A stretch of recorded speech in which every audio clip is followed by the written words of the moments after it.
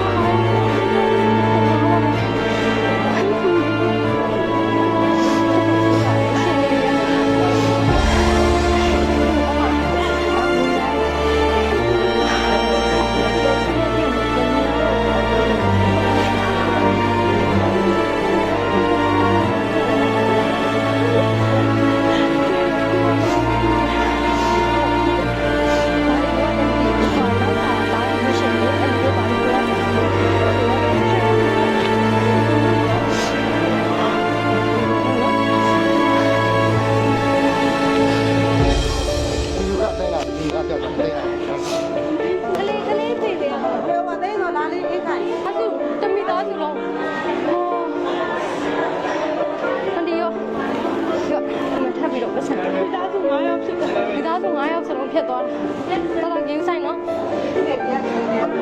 အားတင်တာနော်တီတီတို့လည်းနောက်ထပ်အလူရှင်တွေလာအောင်ပြောပေးမယ်နော်ဒါမို့အခုလည်းလောလောဆယ်ရတယ်ညီမလေးရတယ်ညီမလေး